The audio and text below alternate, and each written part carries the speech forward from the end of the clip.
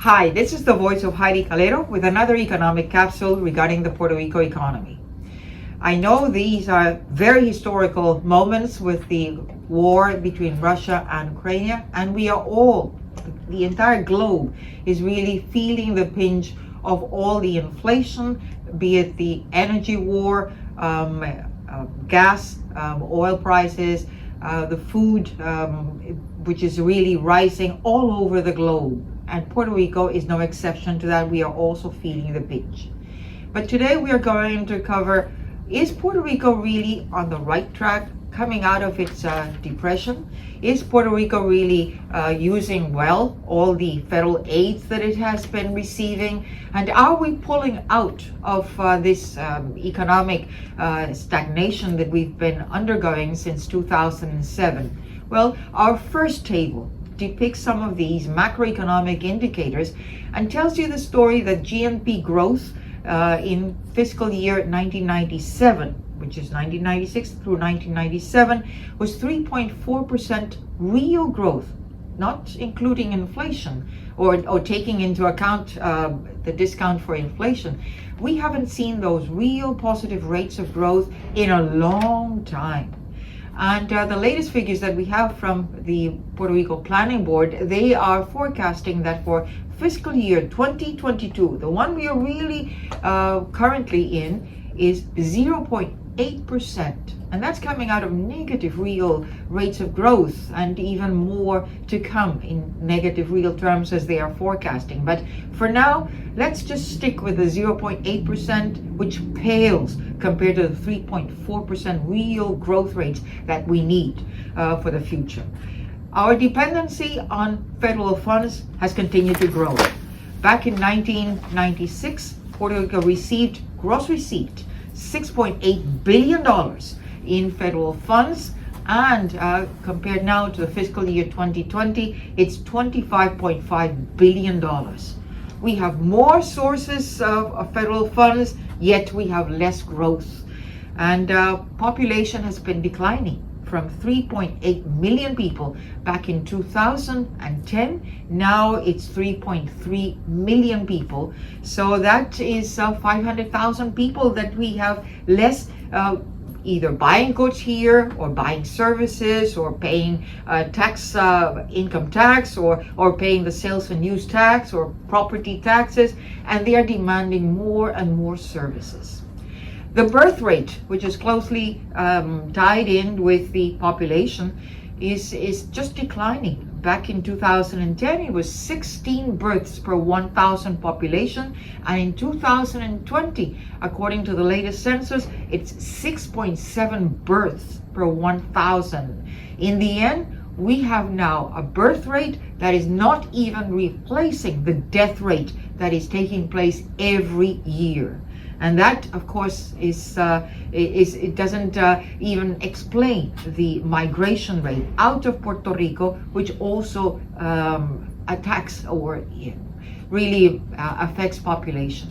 Inflation back in 2006, January of 2006, was 2.9%. As of January 2022, 4.4%, and continue to grow. But this is the official figure that I am providing here, and that does not include what has been happening since the war with Russia and Ukraine started back in February of this year. Let's focus then on another important economic indicator that we economists have to follow the pulse of the economy, and that is jobs. The graph here depicts the jobs according to the household survey, the housing survey, which is the blue line, and the magenta line is the establishment survey. The difference between the two is one is interviewing households and including agriculture in the housing survey, but the establishment survey is really the businesses providing the information on its employees. It does not include agriculture.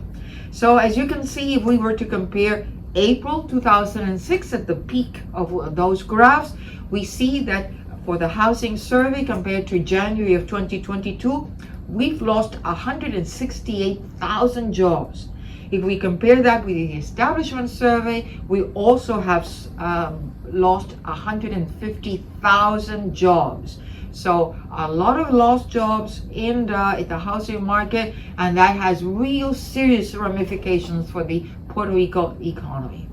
Then our last table focuses more on the labor market by sectors. Let's look at the labor force participation rate, which is the third indicator that you see there. We already talked about the first two in the graph before, and the participation rate was back in April of 2006 was 49.6%. Now it was about 50%. What is that labor force participation rate? Well, those are the people who are employed plus the people who are looking for a job, actively looking for a job, divided by the population 16 years and older who are able to participate in the labor force. And if we look at January of 2022, it's about only 44%. So 56% of that able-bodied 16-year population and older is not participating. You cannot really ask an economy to grow if you do not have people participating in the labor market. Let's look at manufacturing. That means that people who are outside the labor force, back in 2006, April, we had 1,465,000 people not participating. They were able 16-year-olds who were not participating and older, and now it's 1,523,000. That means that we have 58,000 more people who are not even participating in the labor market. Manufacturing has lost like 30,000 jobs from April 2006 through January of 2022. Construction, we've lost somewhere in the region of 37,000 jobs, again, from April 2006 through January 22, and we need more of those construction jobs after Hurricane Maria in 2017, after the earthquakes in January of 2020. A lot of construction is needed in Puerto Rico. Government jobs, they have, it's a good thing, they have not increased. On the contrary, they have declined according to these official statistics by 108,000. Services, we have seen an increase in services of 26,000, and trade has lost about 2,000 jobs. So overall, we've lost jobs. We've lost in serious economic sectors such as in manufacturing and in construction, and we need those able-bodied 16 years and older to start participating again in this labor market, and they are not going to do it unless there is an economic growth plan in place. What is the government of Puerto Rico waiting for? You cannot depend on growth just on federal funds. It is not a right, it is not a reasonable public policy to go forward depending on funds that Puerto Rico does not control. Don't forget, those of you who like our capsules, to go to subscribe to the Voice of Heidie Calero in YouTube, and to give us a like in those capsules that you like. And don't forget, the economy is all of us.